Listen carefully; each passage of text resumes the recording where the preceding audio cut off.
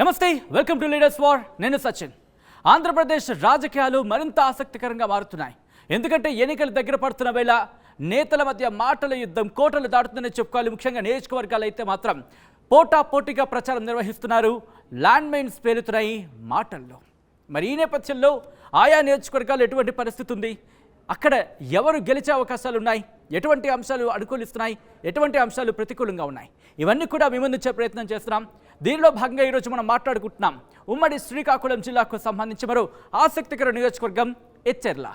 ఎచ్చెర్లలో ఏ party ఎవరిని బరిలోకి దించిందో చూద్దాం. ఆ తర్వాత ఇన్ డీటెయిల్గా మాట్లాడుకుందాం. Here it is. వైసీపీ నుంచి బరిలోకి దిగుతున్నారు గొర్రెల కిరణ్ కుమార్. అలాగే తెలుగుదేశం పార్టీ, బీజేపీ, జనసేన కూటమిలో భాగంగా బీజేపీ నుంచి బరిలోకి దిగుతున్నారు నడుకుదుటి ఈశ్వర్రావు. వీళ్ళకి సంబంధించిన ప్రొఫైల్ చూద్దాం. ఆ తర్వాత ఇన్ డీటెయిల్గా మాట్లాడుకుందాం. Here it is. వైసీపీ నుంచి బరిలోకి దిగుతున్నారు గొర్రెల కిరణ్ కుమార్. ప్రొఫైల్ కనుక చూస్తే బీసీ, తూర్పు కాపు సామాజిక వర్గానికి చెందిన నేత. విద్యార్థి దశ నుంచి రాజకీయాల్లో ఉన్నారు. మొదట కాంగ్రెస్లో ఉన్నారు. వైఎస్ఆర్ మరణం తర్వాత వైసీపీలో చేరారు గొర్రెల కిరణ్ కుమార్. ఇంకా ప్రొఫైల్ చూస్తే 2014లో వైసీపీ నుంచి పోటీ చేశారు. కళా వెంకట్రావు చేతిలో ఓటమిని చూశారు. 2019లో కళా వెంకట్రావును ఓడించి ఎమ్మెల్యేగా గెలిచారు కిరణ్ కుమార్. ఇది ఈయనకు సంబంధించిన ప్రొఫైల్. ఇక తెలుగుదేశం, జనసేన, బీజేపీ కూటమిలో భాగంగా బీజేపీ నుంచి బరిలోకి దిగుతున్నారు నడుకుదుటి ఈశ్వర్రావు. ఈయన ప్రొఫైల్ కనుక చూస్తే ఓసీ కమ సామాజిక వర్గానికి చెందిన నేత. పీజీ చదువుకున్నారు. ఎన్ఈఆర్ స్కూల్ ఆఫ్ ఎక్సలెన్స్ చైర్మన్గా ఉన్నారు ఈశ్వర్రావు. దీంతో పాటు మొదట తెలుగుదేశం పార్టీలో ఉన్నారు. 2014లో కళా వెంకట్రావు గెలుపులో కీలక పాత్ర పోషించారు ఈయన. అలాగే 2019లో బీజేపీలో చేరారు. ప్రస్తుతం ఆ పార్టీ నుంచే బరిలోకి దిగారు ఈశ్వర్రావు. ఇది అభ్యర్థులకు సంబంధించిన ప్రొఫైల్. ఇక ఈ నియోజకవర్గానికి సంబంధించి ప్రొఫైల్ని క్లుప్తంగా చూసే ప్రయత్నం చేద్దాం. Here it is. Vizianagaram Lok Sabha స్థానంలో భాగం ఎచ్చెర్ల నియోజకవర్గం. తూర్పు కాపు ఓటర్లు ఇక్కడ కీలకమైన మాట మనకు వినిపిస్తూ ఉంటుంది. దాంతోపాటు ఎచ్చెర్ల, లావేరు, రణస్థలం, సిగడాం ఈ మండలాలు ఎచ్చెర్ల నియోజకవర్గం పరిధిలోకి వస్తాయి. మరి ఇక్కడ సామాజిక వర్గాల పరంగా ఎవరికి ఎన్ని ఓట్లు ఉన్నాయనేది చూద్దాం. Here it is.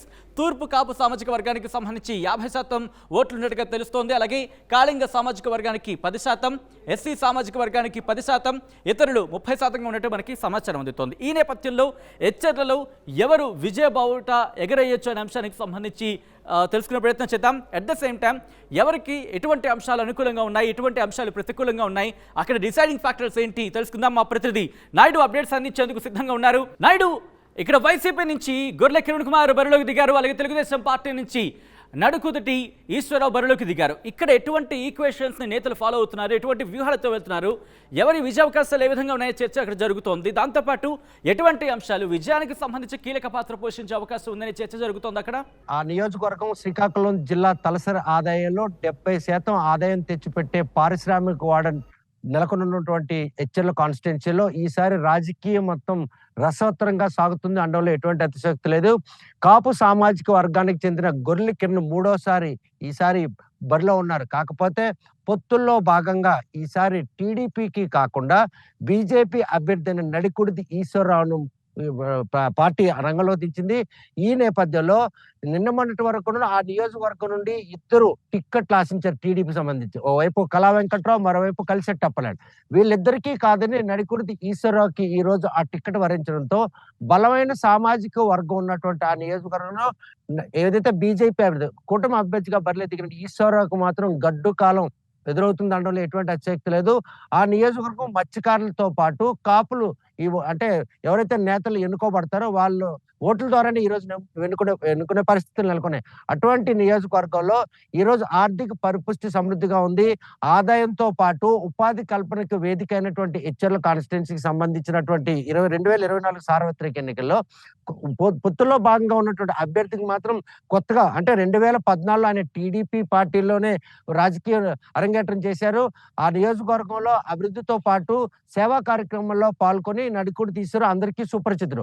వ్యాపారవేత్తగా తను బొంబాయిలో సెటిల్ అయ్యారు. అయినప్పుడు కూడా తల్లి కోరిక మేరకు రాజకీయాల్లోకి వచ్చారు.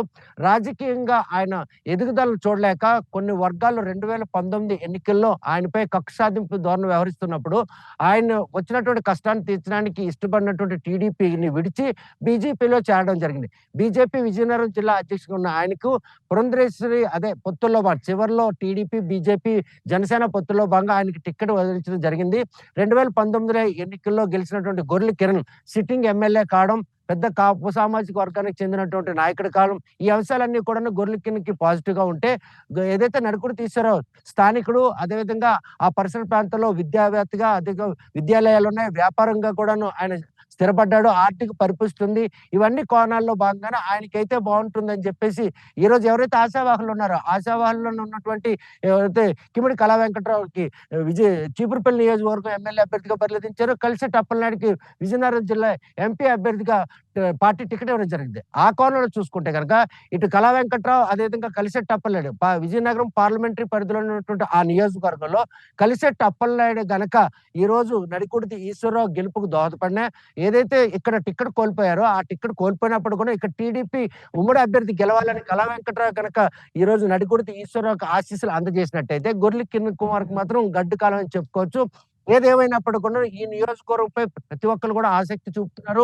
ఆర్థిక పరిపుష్టితో పాటు ఉపాధి కల్పనకు వేదైనటువంటి ఎచ్చెర్ల నియోజకవర్గం ఈసారి అంటే విభజన జిల్లాల్లో భాగంగా 8 నియోజకవర్గాలతో ఆవిర్భించినట్టు శ్రీకాకుళం జిల్లాలో ఆ నియోజకవర్గం చేర్చబడింది.